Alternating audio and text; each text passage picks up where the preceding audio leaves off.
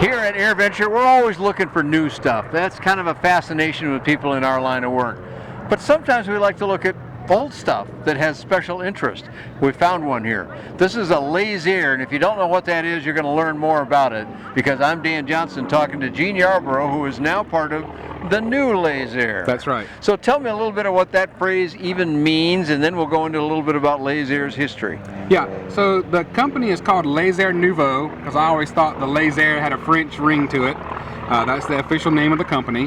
The website is newlazair.blogspot.com, and Lazair Nouveau is translated into English as New Lazair. Okay. Now let's go back in time a little bit.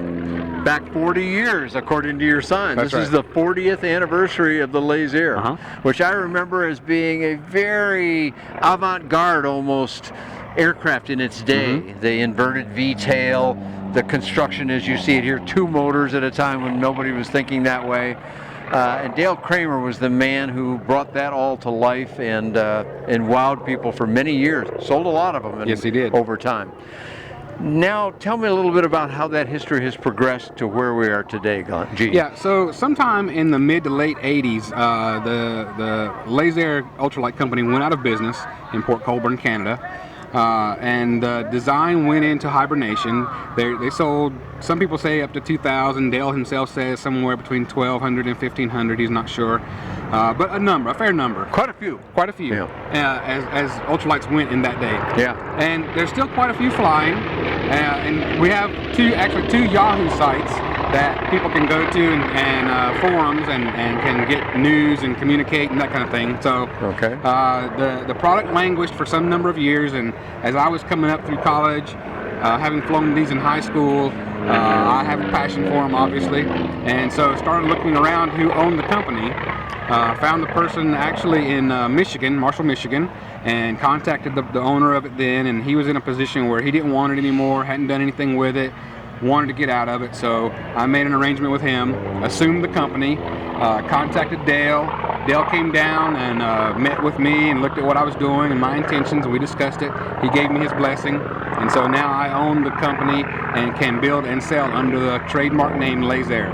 All right, cool. Now, your plan, as I understand it from our conversation, is not to build whole new airplanes, but to support the community of people that already have these airplanes and continue to enjoy them. Is that correct, Gene? Correct. Right now, the business justification for setting up a whole factory to produce new airplanes is just not there, unfortunately. I wish it was.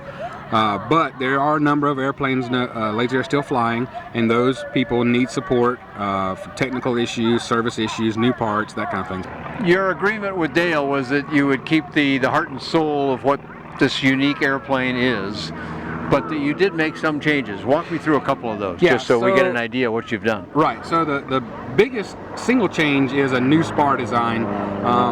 That's a significant part. A very important part. Dale never proof tested the spars on this, and as you're aware, Peter Corley used to loop these things and Like put them crazy, through quite a routine, and that is a true testament to Dale's intuition. But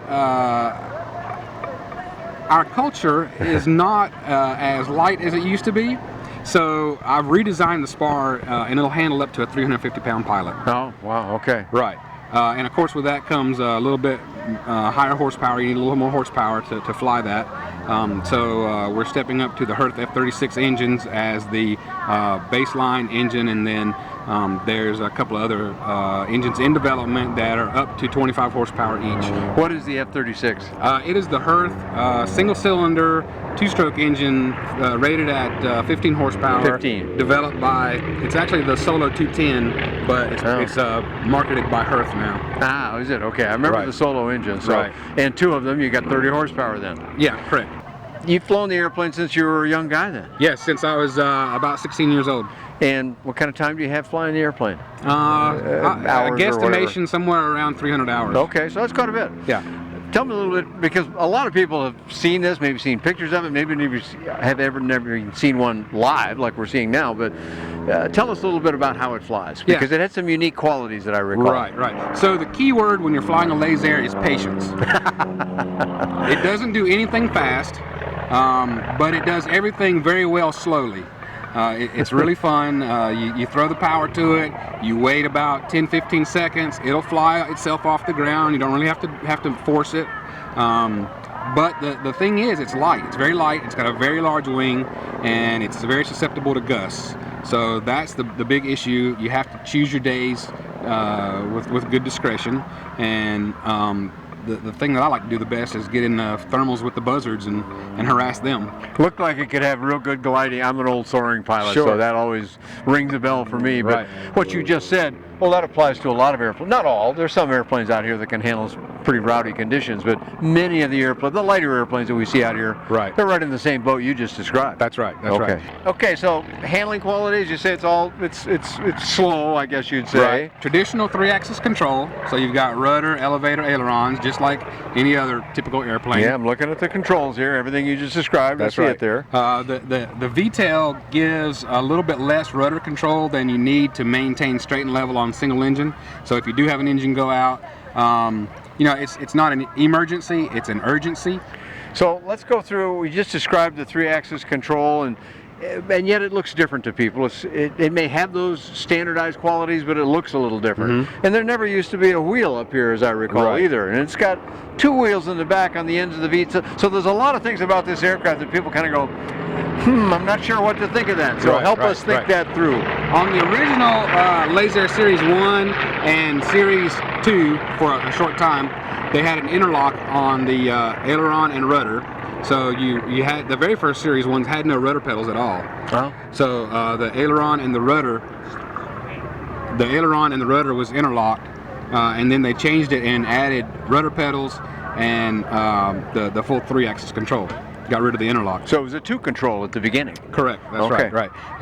And then, as you said, they didn't have any nose wheel. It's always a tail dragger. Always has been a tail dragger. But when they added brakes, a dual tail dragger. Dual tail dragger, right? One on each end of the ruddervator. But when they added brakes, they found that people were getting them up on the nose. So they added the front wheel, and it's really not a nose wheel. It's a rolling skid. Now, so when you put yourself in the aircraft and get it all ready to go, even before you start the engines, will it not be pretty much on that nose wheel, or will it be on the tail wheel? No, your rear end is behind, just behind the CG, you're pretty well aft there, in the ground stance. It places your weight behind the fulcrum of the wheels, so it sits on its tail on the ground. Okay.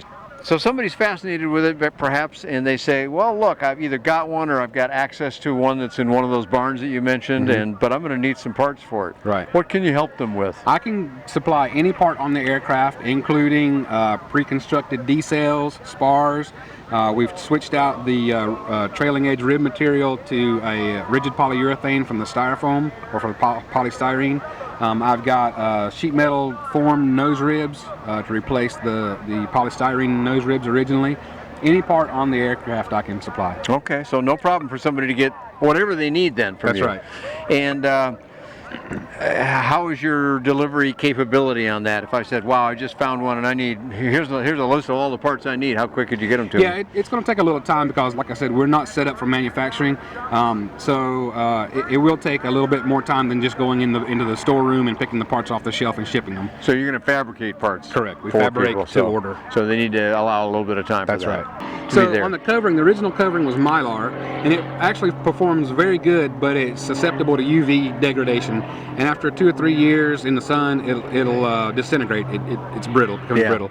So they switched over to a material called Tedlar, which is a mixture of Teflon and Mylar. And it's very good. This airplane has actually got its original covering from 1982. Right? It's a very tough material. But today you can't get it if they know that you're using it for this purpose. And it's very expensive if you can get it otherwise. But since we're 40 years in the future, we have UV stabilized Mylars that are available. Oh, really? Yeah, okay. So we're going to go back to Mylar, but a more modern Mylar. Okay. And as far as propellers, little props here. You don't just find it. If I go look at any prop manufacturer here, he doesn't have this. That's right. That's right. And there's quite a story behind the propellers. When the airplane first came out, the Series 1 had Pioneer chainsaw engines on it, 4.5 horsepower each. And Dale and his company developed a propeller like the RC model airplanes, this glass reinforced nylon, made the same material.